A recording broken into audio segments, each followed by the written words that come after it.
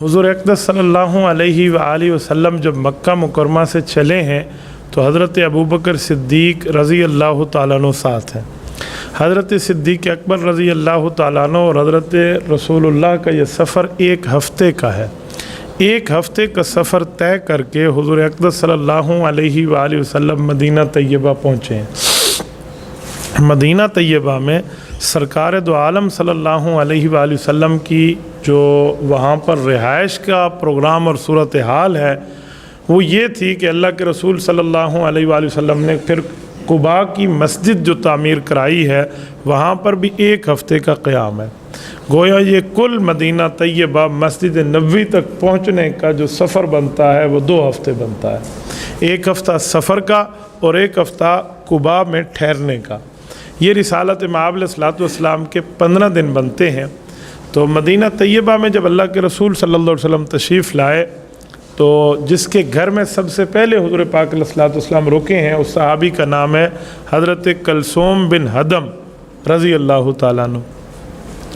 کلثوم بن ہدم، یہ کلثوم مرد کا نام ہے، عورت کا نام نہیں ہے۔ ہمارے ہاں الٹا ہے، عورت کو کلثوم کہتے ہیں۔ عورت کا نام تو کلثوم ہے ہی نہیں اسلام میں، عورت کا نام کلثوم ہے۔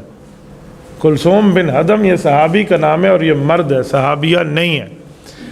بہرحال ان کے گھر میں آپ علیہ الصلوۃ والسلام نے ایک ہفتے کا قیام فرمایا ہے۔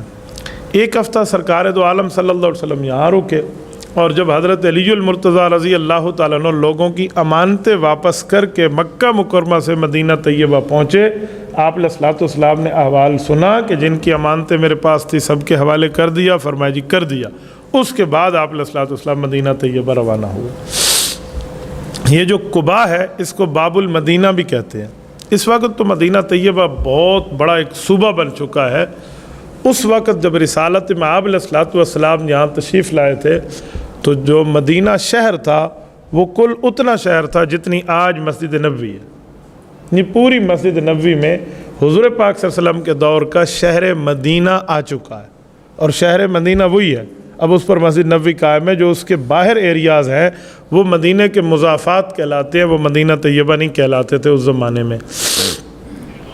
اس وقت مدینہ طیبہ کی صورتحال یہ ہے کہ مدینہ طیبہ کم از کم 600 کلومیٹر 700 کلومیٹر دور تک صوبہ کہلاتا ہے۔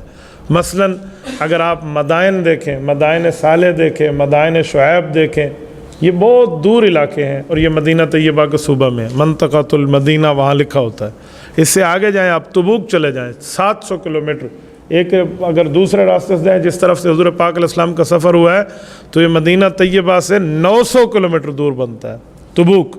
یہ ملک شام کی سرحد جا کے بنتی ہے، تو تبوک بھی اللہ کے رسول صلی اللہ علیہ وسلم نے سفر کیا تھا زندگی کا آخری، آج یہ بھی صوبہ مدینہ میں شامل ہے۔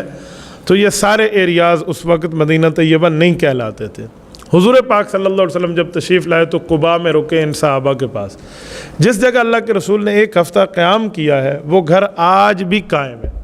اللہ تعالیٰ آپ کو مدینہ طیبہ لے جائے تو مشکل نہیں ہے وہاں دیکھنا، بہت آسان ہے۔